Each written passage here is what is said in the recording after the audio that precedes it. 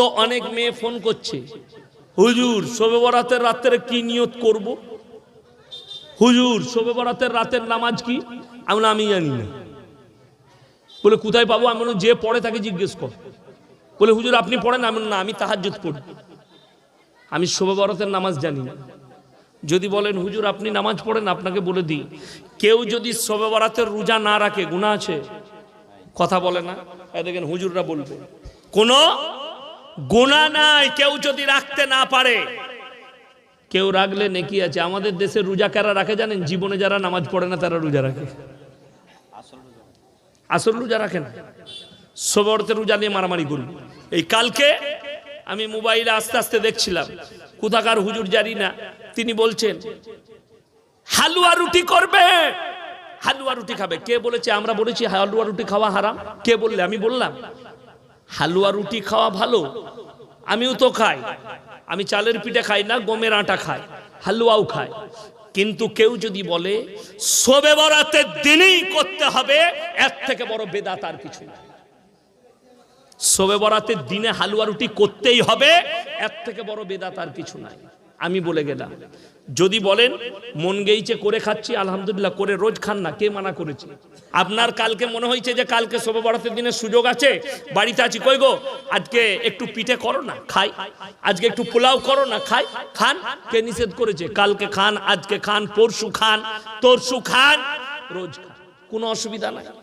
আমি তো বাড়িতে থাকতেই পাই না, আমি রমজান মাসে বাড়িতে সময় কাটাই। আমি রমজান মাসে যেদিনে ইচ্ছা যায় সেদিনে বিরিয়ানি রান্না করে খাই নিজের হাতে, আমি নিজে রান্না করে খাই বাড়িতে, কোনো অসুবিধা নাই, সবাই মিলে খাই। তো অসুবিধা কি আছে? খাবার জিনিস কখনো হারাম হয়? কিন্তু দিনক্ষণ করে এইটাই বেদাত। শবে বরাতের নামাজ যদি কেউ এই মুহূর্তে এসে খালি হাদিস থেকে বার করে আমাকে দেখিয়ে দেবে, হাদিস কোরআন থেকে শবে বরাতের আলাদা কোনো স্পেশাল নামাজ আছে, আমি এক্ষুনি জুতোর মালা পরে বাড়ি যাব এইখান থেকে, ললিতপুর থেকে। ডেকে নিয়ে আসুন, কোন মৌলবি আছে আপনাদের জানা মতে, স্টেজে নিয়ে আসুন, সে খালি হাদিস বার করে দেখিয়ে দিবে। আর যদি বলে, এ দেখেন মানুষের গুমরাহিটা বলে দিই, আপনি বলবেন কোথায় নিষেধ আছে, এটা আপনার প্রশ্ন। করতে নাই কোথায় আছে? নামাজ পড়া যাবে না, আমি তো পড়া যাবে না, নামাজ পড়লে তো নেকি। আপনি রোজ পড়ুন, ভালো জিনিস, কেন পড়বেন না? নফল নামাজ পড়লে নেকি আছে না নাই? কথা বলেন, নেকি আছে, রোজ পড়ুন। কিন্তু আপনি যদি বলেন শবে বরাতের নামাজ পড়তেই হবে, তখন আমি বলবো শবে বরাতের স্পেশাল নামাজ নাই। রোজা আপনি রাখতে পারেন, নফল রোজা রাখলে নেকি, না রাখলে গুনাহ নাই। চলুন, আপনি যদি বলেন হাদিস দেখান, চলবেন। আপনাকে বলে দিই, আমি উত্তর দিচ্ছি, আজকে এশার নামাজ, ফরজ নামাজ ক রাকাত পড়েছে? 4 রাকাত।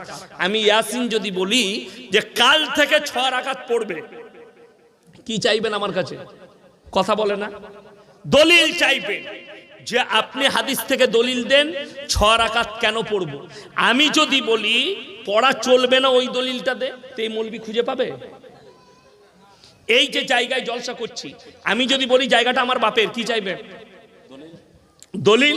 আর আমি যদি বলি আমার বাপের লয়, ওই দলিলটা লিয়াই, তো আমাকে পাগলখানায় পাঠাবেন না? পাঠাবেন না? পাঠাবে। বড় কষ্ট লাগে, এই জায়গার দলিল আমাকে দিতে হবে। আর তুমি শবে বরাতের বলছো নামাজ আছে, তো দলিলটা তো তুই দিবি, আমি কেন দেবো না? এটা তুই বলছিস জায়গা আমার, তো জায়গা তো দলিল তোকে দেখাতে হবে। কথাটা বুঝতে পেরেছেন না পারেননি? তুমি যখন বলছো যে নামাজ পড়তেই হবে আর হালুয়া রুটি করতেই হবে, তাহলে তো দলিলটা তুই দিবি আগে। বলছে নাই, বলছে হালুয়া রুটি খাওয়া খারাপ, কে বলেছে খারাপ? কিন্তু তুমি বলছো করতে হবে। দেখবেন মুর্শিদাবাদের খবর জানি না, হাওড়া, হুগলি, মেদিনীপুর, 224 পরগনা, এই শবে বরাতের কালকের রাতে সারা রাত জাগে কোন মাল কটা, গুটকা খোর কটা, বাইক নিয়ে ঘুরছে ইয়ং ছেলেগুলো, আর সারা রাত গুটকা খাচ্ছে, আর একবার করে এসে উজু করে মসজিদ,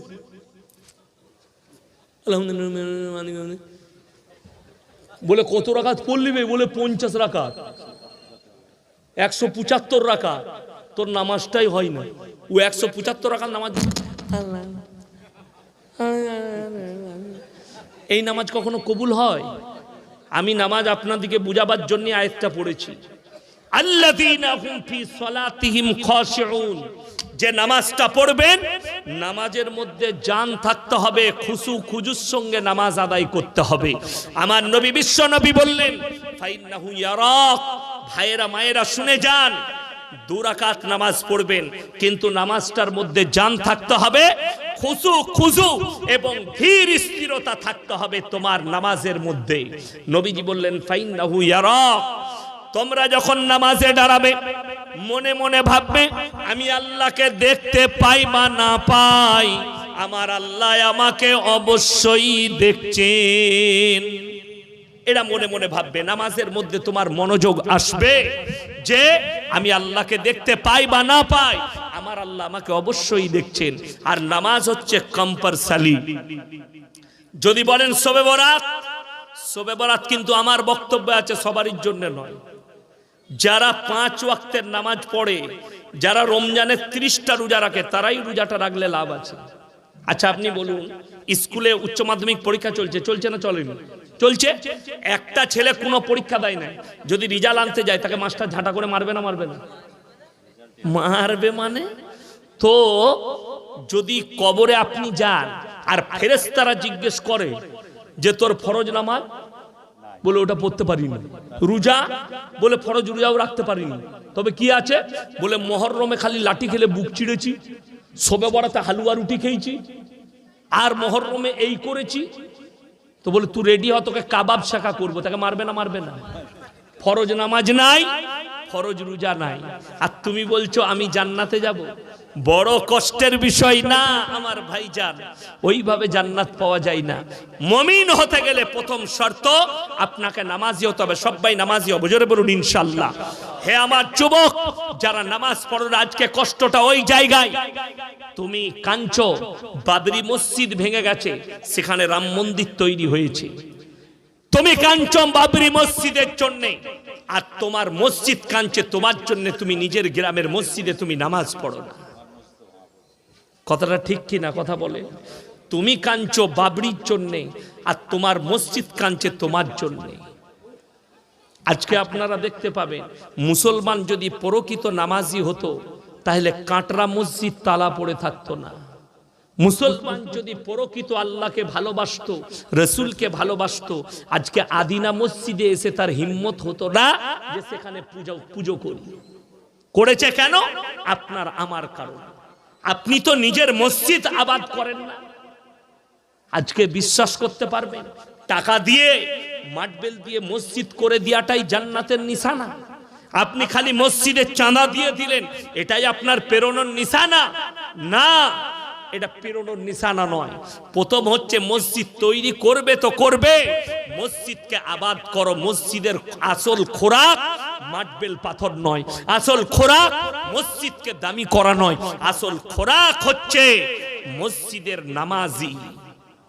যে গ্রামে বড় মসজিদ থাকবে আর নামাজি থাকবে না, সেই গ্রামে আল্লাহর রহমত বর্ষিত হতে পারে না। এই জলসা কমিটি যারা জলসা দিচ্ছেন, এই জলসা আমাকে দাওয়াত দিয়েছেন, আমি অন্য বক্তার কথা বলতে যাব না। আমার আগে কে বলেছেন, আমার পরে কে বলবেন আমি জানি না, কিন্তু আমি বলে যাচ্ছি, আমি মনে করব আমার এখানে আসাটা সফলতা হলো কখন? যখন এই কমিটির ছেলেরা নিয়ত করবে আজ ফজর থেকে আমাদের আর কারুর নামাজ কাজা করা যাবে না। তখন আমি ভাববো যে ইনশাআল্লাহ ললিতপুরের জলসাটা গিয়ে আমার কামিয়াবি লাভ হয়েছে। তা না হলে নয়। আপনি নামাজের গুরুত্ব দেন না। নবীজি বলেছেন যার নামাজ নাই তার মধ্যে ইসলাম নেই। নামাজ এমন ভাবে পড়তে হবে তোমার হাজত ছেড়ে দিয়ে নামাজে দাঁড়াও। আজকে মুসলমান নামাজ কি করে? পাইকারি নামাজ পড়ে। আপনি নামাজে দাঁড়ান, মনোযোগ কিন্তু দুনিয়াতে থাকে, ঠিক কি না? আপনি নামাজে দাঁড়ান, ব্যবসায় মনোযোগ আছে। আপনি নামাজে দাঁড়ান, আপনার খাবারে মনোযোগ আছে। ওই জন্য নবীজি বলেছেন যে তোমরা দুনিয়ার হাজত সেরে তারপরে নামাজে দাঁড়াও। দুনিয়ার হাজত কি? আপনি ধরেলেন জুম্মার দিনে জুম্মা পড়তে যাবেন, বেলা 11টা বেজে গেছে, বিবি আপনাকে বলল গো এক কাজ করো, খাবার হয়ে গেছে, দুটি খেয়ে নাও। আরে সেরকম ভোগ লাগেনি, আগে নামাজটা পড়ি আসি তারপরে খাবো। আপনি গেছেন মসজিদে নামাজ পড়তে, ইমাম সাহেব লম্বা খুতবা ধরেছে, কি বুঝলেন? নামাজে লম্বা সূরা ধরেছে, দ্বিতীয় রাকাতে দাঁড়িয়ে মনে মনে ভাবছেন শালা খেয়ে নিলে ভালো হতো, বে শালা এত লম্বা সূরা ধরে। শেষ, নামাজ আর খাবার মিশে গেল। এইটাই নবীজি শিখিয়েছেন যে তোমার হাজত সেরে নাও, একটু যদি ভোগ লাগে অল্প খেয়ে নাও, যাতে পেটের হাজতটা পূরণ হয়ে যায়, নামাজে যেন মনোযোগটা খাবারে না যায়। তুমি আসরের নামাজে ঢুকেছো, তোমাকে হালকা পায়খানা লেগেছে, আপনি মনে মনে ভাবলেন আমি যদি পায়খানায় বসি নামাজটা জামাতটা ছেড়ে যাবে। তুমি নামাজে দাঁড়িয়েছো, ইমাম সাহেব লম্বা সূরা ধরেছে, দুটো রাকাতই লম্বা করে দিয়েছে। চতুর্থ রাকাতে আপনি যখন দাঁড়িয়েছেন তখন এত জোরে আপনাকে পায়খানা লেগেছে, নামাজে দাঁড়িয়ে খালি এরকম করেছে, শালা ইমাম সাহেব এত দেরি করে দিলে। তো নামাজ আর পায়খানা একসাথে মিশে গেল, নামাজ কেমন হবে? জরুরত ছেড়ে নিয়ে তারপরে নামাজ, যেন দুনিয়ার দিকে মনোযোগ না যায়। ঠিক আমাদের দেশের কিছু লোকের অভ্যাস আছে, দোকান করে, দোকান ব্যবসা করে, বাজারে ব্যবসা আছে, বাজারে মসজিদ আছে, ঠিক যখন মসজিদে ইকামত চালু হবে তখন ছুটে আসে, ঠিক কিনা? আল্লাহু আকবার, আল্লাহু আকবার, আল্লাহু আকবার, তখন তাড়াতাড়ি শাটারটা নামাচ্ছে, সর করে নামিয়ে এসে উজু করে আল্লাহু আকবার, দাঁড়িয়ে আর মনে পড়ছে না শালা দোকানের চাবি লাগাইছি না লাগাইনি, বাস নামাজ আর দোকান একসাথে। তো এই নামাজ কেমন হবে বুঝতে পারছেন? কিন্তু রাসূল সাল্লাল্লাহু, দেখুন এখানে হাজী সাহেব কে আছেন, উমরা করতে গেছেন, আরবে থেকেছেন, এরকম কেউ আছে? এই তো মাশাআল্লাহ আছে, জিজ্ঞেস করুন। আরবে নামাজে কেউ কি ডাকতে হয় না? আগে গিয়ে বসে যায় নামাজের আজানের আগে, 1 ঘন্টা 1.5 ঘন্টা আগে। দোকান কিন্তু সেখানে খোলা পড়ে থাকে, তারা গিয়ে মসজিদে ঢুকে যায়, তারা দোকান বন্ধ করে না। তবে এক কাজ করবেন, আমার কথা শুনে আপনারা এটা আমল করতে যান না যে আমিও তাহলে আমাদের দেশে দোকান খোলা থাকবে, আমি নামাজটা পড়ে আসি, ঘুরে এসে দেখবেন দুটি চানাচুর না ওটাও নিয়ে পালিয়েছে। কেন বলুন তো? আমাদের দেশে তো মসজিদের দরজা থেকে নতুন জুতো চুরি হয়ে যায়, হয় না? হয় না? জুম্মার দিনে এসছে ছিঁড়া জুতো পরে আর বেরুচ্ছে নতুন জুতো পরে, যদি ধরা পড়ে যায় কি বলে জানেন? ভাই বুঝতে পারলাম না তো, ঢুকে গেছে।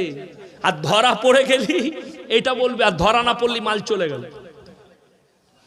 বাস্তব কথা বলছি, কোরআন শুনে নেওয়ার পরে মক্কার লোকরা কোরআনে আমল করে, আপনি আমল করেন দুনিয়াতে। আপনার আমল দুনিয়ার, আপনার মহব্বত দুনিয়ার, তাদের মহব্বত আল্লাহর প্রতি, রসুলের হাদিসের প্রতি, কোরআনের প্রতি। কোরআন শুনে নেওয়ার পরে আমার আল্লাহ রাব্বুল আলামিন সূরা জুম্মায় বললেন, ইয়া আইয়ুহাল্লাযীনা আমানু ইদা নুদিয়া লিস-সালাতি মিন ইয়াউমিল জুমআহ ফাসাউ ইলা যিকরিল্লাহি ওয়া যারুল বাই যালিকুম খায়রুল লাকুম ইন কুনতুম তা'লামুন। হে ঈমানদার ব্যক্তিরা, যখন তোমাদেরকে জুম্মার জন্য ডাক দেওয়া হয়, পৃথিবীর সমস্ত বেচাকেনা বন্ধ করো, ব্যবসা বাণিজ্য খেতিবাড়ি বন্ধ করে দাও, আর আমার ঘরের দিকে ছুটে এসো। তুমি মসজিদে প্রবেশ করে গেলে পৃথিবীর কোন মৌলবি, কোন মুহাদ্দিস, কোন নবী, কোন সাহাবী বলে যায়নি তোমরা 24 ঘন্টা মসজিদে থাকবে। আমার আল্লাহ পরের আয়াতে বললেন, ফাইদা কুদিয়াতিস সালাতু ফান্তাশিরু ফিল আরদি ওয়াবতাগু মিন ফাদলিল্লাহ ওয়াজকুরুল্লাহা কাসীরান লাআল্লাকুম তুফলিহুন। হে আমার বিশ্বনবী, পৃথিবীর মানুষকে বলো, যখন তোমাদের নামাজ হয়ে যাবে আবার তোমরা হালাল রুজির সন্ধানে পৃথিবীতে ছড়িয়ে পড়ো। জোরে বলুন সুবহানাল্লাহ। 24 ঘন্টা মসজিদে থাকার দরকার নাই, নামাজ হলো আবার ছড়িয়ে পড়ো। আমাদের দেশের লোকের একটা রোগ আছে, নামাজ তো পড়েই না, হারামখোর চা দোকানে 3 ঘন্টা আড্ডা মারে। তাকে যদি নামাজের দাওয়াত দেওয়া হয়, ভাই নামাজ পড়িস না কেন, কি বলে জানেন? ভাই সময় হচ্ছে না, অথচ হারামখোর 3 ঘন্টা চায়ের দোকানে গল্প করে। ঠিক বললাম না ভুল বললাম? আরে ভাই শুনে যান, একটা গজল আছে, গজলের ভাষাটা কিন্তু মারাত্মক, হীরের পানি, হীরের মতো, মুক্তোর মতো দামি। কি? নামাজকে বলো না কাজ আছে, কাজকে বলো নামাজ আছে। কথাটা বুঝতে পারেননি? নামাজকে বলো না আমার কাজ আছে, কাজকে বলো আমার নামাজ আছে। বিশ্বাস করুন, যারা মনে করছেন কাল থেকে নামাজ পড়বো, যারা মনে করছেন বয়স হোক নামাজ পড়বো, আল্লাহর কসম করে বলছি পৃথিবীর কেউ এমন ব্যক্তি আছে যে বলতে পারবে আমি অমুক দিনে মারা যাব? বলতে পারবেন না। আপনি যেমন মৌলবীকে প্রতিশ্রুতি দেন, আপনাকে নামাজিকে প্রতিশ্রুতি দেন, যে আপনার কাছে নামাজের দাওয়াত নিয়ে এলে আপনি বলবেন যে আমি 1 সপ্তাহ পর থেকে ধরবো, 6 মাস পর থেকে ধরবো। আপনি ভেবে দেখুন তো, মালাকুল মউত যদি আপনার কাছে আসে, আপনি বলতে পারবেন যে আমার মেয়ের বিয়ে বাকি আছে, 1 সপ্তাহ পরে আমার জান কবজ করবে? আল্লাহর কসম করে বলছি, একটা সেকেন্ড কারোর জন্য অপেক্ষা হবে না। এটা কোরআন। ওয়ান্নাজিয়াতি গারকা ওয়ান্নাশিতাতি নাশতা। আল্লাহ কসম খেলেন, আমি কসম খাচ্ছি ওই ফেরেশতার যারা আমার হুকুমে দ্রুত গতিতে তোমাদের কাছে পৌঁছায়। গারকা মানে হচ্ছে ডুব মারা, পানিতে যেমন মানুষ ডুব মারে, গারকা মানে হচ্ছে ডুব মারা। আমার ফেরেশতারা তোমাদের শরীরে ডুব মেরে তোমাদের আত্মাকে হরণ করে নিয়ে আসে, তোমার কোনো উপায় থাকবে না। ওয়ালাউলা ইজা বালাগাতিল হুলকুম, হুলকুম মানে হচ্ছে হালাকটা, এই হালাকে টেনে আনবে। আনতুম হিনা ইজিন তানজুরুন, তোমরা খালি ভ্যাল ভ্যাল করে তাকিয়ে দেখবে, তাছাড়া তোমাদের বিকল্প কোনো রাস্তাই থাকবে না। আপনি এরপর ভেবে দেখুন, সবাই হাত তুলে বলুন নামাজ কেউ কাজা করব না, জোরে বলুন ইনশাআল্লাহ। মায়ের দিকে বলে যাচ্ছি অনুরোধ করে, নামাজি হন। যেমন আমাদের দেশের লোক, আপনি কি ভেবেছেন জানেন? এই যে কোরআনটা এসছে, কোরআনটাকে আমাদের দেশের লোক মনে করেছে কোরআন খানি করে খালি লোককে জান্নাতে পাঠাবার জন্য। লোকরা মনে করেছে এই কোরআনটা খালি রমজান মাসে তেলাওয়াত করার জন্য। আমার মারা রমজান মাসে ছাড়া আর কোরআন পড়ে না, ঠিক বললাম না ভুল বললাম? এরা রমজান মাসে কোরআন পড়ে না। কোরআনটা শুধু কবর জিয়ারতের জন্য নয়, কোরআনটা শুধু মানুষ মরে গেলে কোরআন খানি করার জন্য নয়। কোরআনকে আল্লাহ পাঠিয়েছেন আলিফ লাম র, কিতাবুন আনজালনাহু ইলাইকা লিতুখরিজান নাস মিনাজ জুলুমাতি ইলান নূর। হে নবী, অন্ধকার জগৎ থেকে মানুষকে আলোর পথটা দেখাবার জন্য আমি আল্লাহ কোরআনকে পাঠিয়েছি, জোরে বলুন সুবহানাল্লাহ। আগে চলুন, এরপরে দ্বিতীয় নম্বরটা, 1 নম্বর নামাজ কাদের আখলাক? মুমিনদের। দ্বিতীয় নম্বরটা মারাত্মক, সেটা কি? ওয়াল্লাযীনা হুম আনিল লাগবি মুরিদুন, তারা যেন নিজেদেরকে গুনাহ কাটা থেকে বঞ্চিত রাখে। সবাই নিজেকে গুনাহ থেকে বাঁচাবো, জোরে বলুন ইনশাআল্লাহ। সমাজ পাপে ভরে যাচ্ছে, পাপ মুক্ত জীবন গড়েন। আপনার জীবনে যেন শুনেলেন, সুদ একটা বড় পাপ, ঘুষ একটা বড় পাপ, চুরি একটা বড় পাপ, মদ একটা পাপ, গাঁজা একটা পাপ। আমাদের সমাজের লোক জানেন, আপনারা করেছেন কি? নিজের জন্য যেটাকে হালাল করেছেন, হুজুরের জন্য সেটা হারাম করে রেখে দিয়েছে। দেখুন, এই স্টেজে আমি যদি বলি, আচ্ছা আপনারা সকলে জানেন, যারা নামাজি তারা জানে, মুসলমান কাঁচা পেঁয়াজ খেয়ে মসজিদে যাওয়া যাবে? কেন যাওয়া যাবে না? মুখে গ্যাস করবে, দুর্গন্ধ। আপনি বুঝে গেলেন, মুখে দুর্গন্ধ করবে। আল্লাহর নবীর হাদিসটা শুনেলেন, তোমরা মুমিন ততক্ষণ হতে পারবে না যতক্ষণ পর্যন্ত তোমার কাছ থেকে তোমার প্রতিবেশী সুরক্ষিত নয়। কথাটা বুঝতে পেরেছেন? তোমার কাছ থেকে তোমার প্রতিবেশী সুরক্ষিত নয়, ততক্ষণ পর্যন্ত তোমরা মুমিন হতে পারবে না। এটা 1 নম্বর শুনিলেন, আপনি এটা বুঝে গেলেন। মুখের দুর্গন্ধ দ্বারা আপনার পাশের মুমিন ভাই কষ্ট পাবে, ঠিক কি না? কথা বলেন। তাই নবীজি নিষেধ করলেন, কাঁচা পেঁয়াজ খেয়ে যেও না। আচ্ছা, বিড়ি সিগারেট গুটকা খেলে আতরের মতো সেন করে তো নাকি? হ্যাঁ, বিড়ি সিগারেট খেলে আরো দুর্গন্ধ করে। তো তুমি বিড়ি সিগারেট খেলে আর আমার পাশে যদি নামাজে দাঁড়ান, তাহলে আপনার দুর্গন্ধে আমি কষ্ট পাবো না খুশি হব? কষ্ট পাবো। কাঁচা পেঁয়াজে যদি কষ্ট পাই, তা বিড়িতে কি করে আমি কষ্ট পাবো না? কথাটা বুঝতে পারেননি? দেখুন, এই যে পানির বোতলটা আমাকে দিয়েছে স্টেজে, প্রত্যেক বক্তার কাছে আছে, আমরা চেয়েছি পানি দিয়েছে।